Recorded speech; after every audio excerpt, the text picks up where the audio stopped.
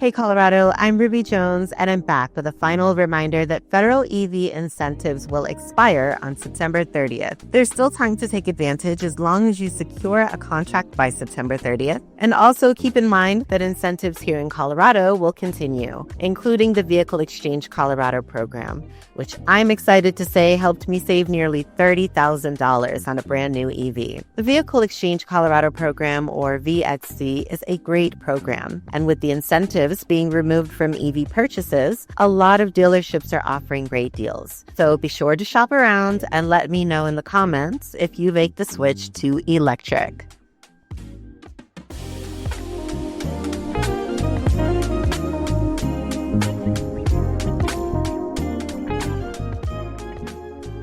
For the last 6 weeks, I've shared a lot of great information about EVs, like their impacts on the environment and how reduced carbon emissions create better health outcomes for the communities most affected, or the cost savings associated with charging instead of fuel. I've also busted some of the most common myths about EVs, and now it's time for a quiz. One of the most common myths about EVs are that they don't have a long enough range for an everyday commute. But is that fact or fiction? It's fiction. Modern EVs offer long ranges averaging around 200 miles, with some EVs maxing out at 500 plus miles. This chart from the U.S. Department of Energy shows how much range has increased over the years, with early EVs getting around 68 miles per charge. As batteries get bigger and aerodynamic designs improve efficiency, modern electrics can handle everyday commutes and extended trips. Another myth is that there aren't enough places to charge an EV, but is that fact or fiction? It's fiction. Colorado offers over 6,000 charging ports across the state with over 1,400 fast chargers. You'll never get stranded in an EV. Plugshare.com is a great resource for drivers with detailed information about chargers near and far, so you can map out your ride ahead of time. I've had the chance to talk with several people who made the switch from gas to electric, and one community leader shared his personal experience switching to a hybrid vehicle, which combines gas with electric for a cleaner drive and lower costs. Reverend Eugene Downing, the pastor of New Hope Baptist Church in Denver and chair of the Community Access Enterprise, joined me and explained his reasons for making the switch. Well, the first thing that inspired me to switch was learning about greenhouse gases in this section of the city in Northeast Denver, and that this is one of the most adversely affected areas of greenhouse gases in the state. And being that this area is significantly Black and brown, I just thought kind of contributing to the community I serve. That was the one thing. The other thing actually was gas prices. I was tired of feeling like I'm subject to whatever happens to gasoline prices 1 week or 1 month or whatever. In addition to that, just genuinely kind of being environmentally conscious. So I have a hybrid. So I have a 9-gallon gas tank, and then I have an electric battery, And so what that allows me to do is if I'm low on electric, I can just switch to my gas tank. Most days I'm actually running both so that essentially it'll coast and drive on electric. But if I hit a hill or something, I step on the gas, it's probably going to be gas powered.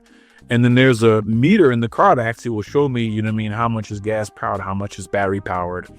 But yeah, I really enjoy that. I've really enjoyed it quite a bit. Some people think that it's too cold to drive EVs in Colorado, or that they don't work in the snow. But is that fact or fiction? It's fiction. Unlike internal combustion engines, electric vehicles are powered by lithium-ion battery traction packs. They achieve optimal performance between 60 and 95 degrees Fahrenheit, so when temperatures drop, EVs might be affected slightly, but drivers can precondition their cars, trucks, and SUVs to preserve range and boost performance. Many modern EVs feature heat pumps, which are more energy efficient. As heat pump technology advances and thermal systems become more efficient, EV performance in the winter will get even stronger. The truth is, EVs are a great choice for driving in wintry conditions. I also had an opportunity to discuss EVs with Colorado Energy Office CEO Will Tour, and he explained another, lesser-known benefit of driving electric. Check out this clip from our conversation. Big fuel cost savings, very little maintenance required, much less maintenance than there would be on a gas car. So sort of big long-term financial benefits to the car owners. But then another interesting piece to it is it turns out that the more EVs we can get on the road, the better it is for all electric ratepayers. Because if you think of our electricity system, we have to build, generation and transmission and distribution lines to meet that peak load that is typically happening on like hot summer afternoons when everyone has their air conditioning on. There's a lot of excess capacity that isn't being used, but we still have to pay for. How do people charge their EVs? What most people do is they come in, they plug them in after work, and most of the charging happens overnight.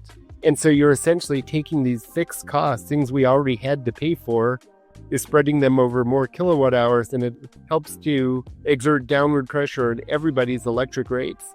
So we did an analysis a couple of years ago that found that in the metro area where most people are served by Xcel Energy, that the average electric vehicle over its lifetime would provide about $650 in benefits to other utility ratepayers in downward pressure on electric rates.